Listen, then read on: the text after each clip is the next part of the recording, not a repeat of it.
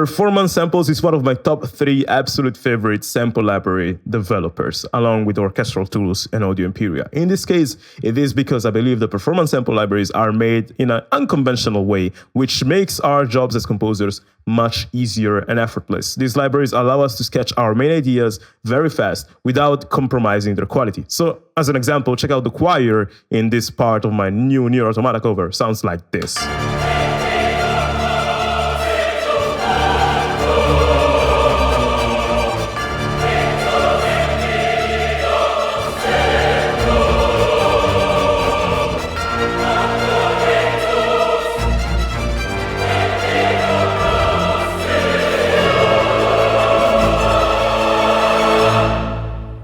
That choir is so freaking wicked, and that's Oceania from Performance Samples. I didn't do any mixing, I just added my isotope on the master and some reverb from Valhalla Room, and that's it. This is the sound of the choir itself out of the box. The reason why I love this library so much is that exactly that. Like if you check it out, for example, the library itself, the graphical user interface looks like this. It's very basic. You just have a close mic, far mic. You can send them to different mixer routings, but that's mostly it.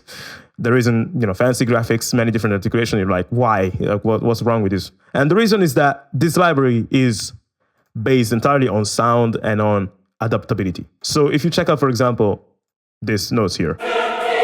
When I play short notes, it's like staccatos, but if I play long notes, becomes marcato/sustain. So this library is intelligent, guys. This library will understand how you're writing for it and will adapt to it without you having to actually go and tweak trigger the keys with changes. And what I do normally to do that, like here, there's this like tuba patch, which for these colors, they do sustain, these colors, they do staccatos. And in FL Studio, I can actually do that. Like I can link an articulation to a color, and when I change the color, it will play that different articulation, which is a shortcut that is given me by this FL Studio plugin called BRSO Articulate. This is a huge time saver, but it's still, time consuming to go and change the articulation all the time. If you don't have this BRSO, you will have to like change the articulation by triggering the switches on your, MIDI here like that, and that would be very ideal.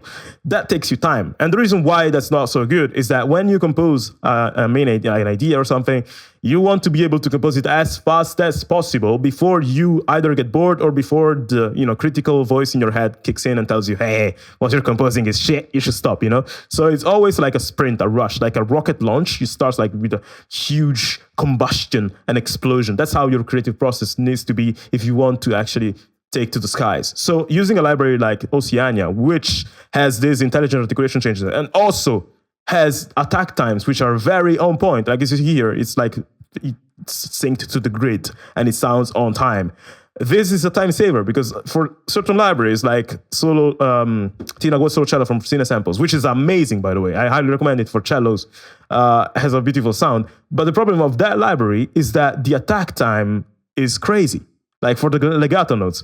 For example, in this bit, there's a note here on beat 14, and I had to make it start so freaking early because it starts very late. And this is true for the legatos mostly. Like this one, for example, should start here, but I had to move it back here to make it start on time. That is because many orchestral libraries have a very slow attack time, and that will lead you to actually write the thing, and then you have to find the actual right positions for the attack time to be on time. And that's another time expenditure, which makes the whole process slower, and then you get bored faster and all those things.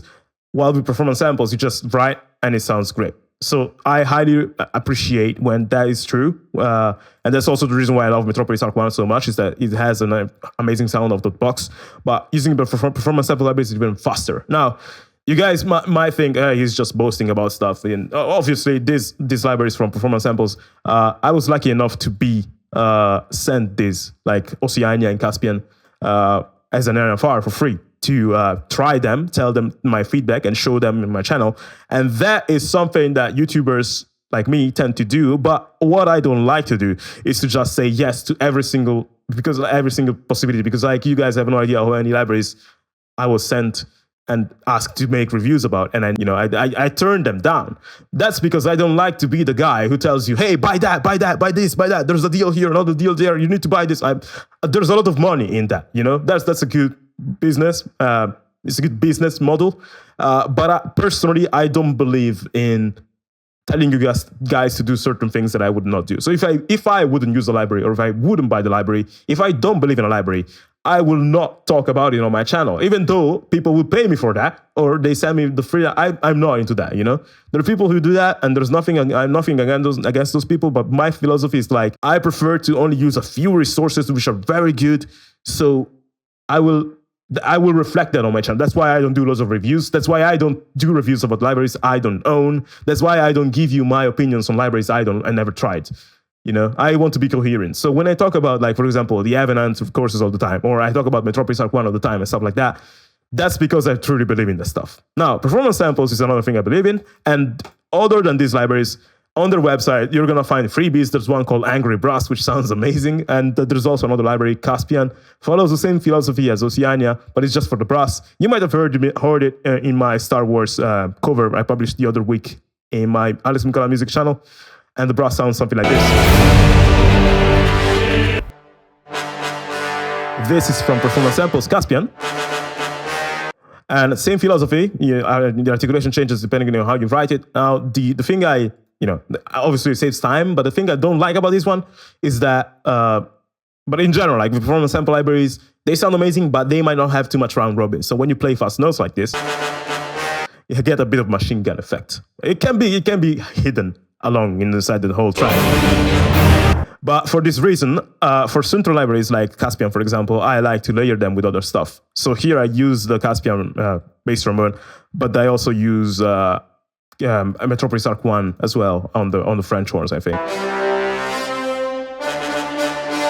Kind of, like I use a mixture of many. But for the choir, it sounds so good that I never do that. There's also another library called Solos of the Sea, which right now I think only has a solo violin, and you hear it as well in this Star Wars cover somewhere. This guy.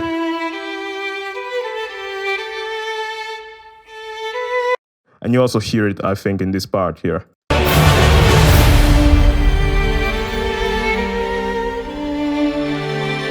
Sounds very close and intimate. Now, the thing I like about this one is that, of course, like for every single performance sample library, you have dynamic changes, like the dynamic wheel, mod wheel. If you move it, it changes the dynamics of the sound. For the most part, Oceania and Caspian are very loud, but Solos of the Sea gets very like expressive. Now, the cool thing about this library is that, again, it adapts to whatever you write for it, but the natural sound of it is very, very small and intimate and dry. So they gave you, like, since it sounds very dry, you can just tweak it as much as you want. And what I do is I add the Maximus compressor to make it way louder, add some EQ to make it brighter and all those things, and then add some reverb on it. Usually like a combination of a lot of room and a lot of shimmer. But yeah, that's how Solos of the Sea is done. There's also another library called Kimoto, which I think is like string marcatos. But if you go on their website, you're going to find loads. And the cool thing about these libraries is that, again, they're not a variety pack. They're not, hey, check out this $600 choir library with infinite patches and graphical user. They're like, no, we're going to save money on the graphical user interface. We're going to save money on not doing 500 patches, but we're going to do only a few things and do that very well. And because of that, they might cost you less than the libraries from their competition. So that's also another thing I like. And overall, like, I think their work ethic of not doing what everyone else is doing, just one-upping, but actually doing something different and trying to give value in a different way to composers compared to other sample developers is a philosophy that I really believe in, especially in music as well. Like, that's something that we should do as well. Right? When you compose music, you shouldn't aim at being Hans Zimmer +1. You should aim at being something that is not there. You know, you need to solve a problem that is not being solved, bring an original solution that no one thought about. So that the performance samples.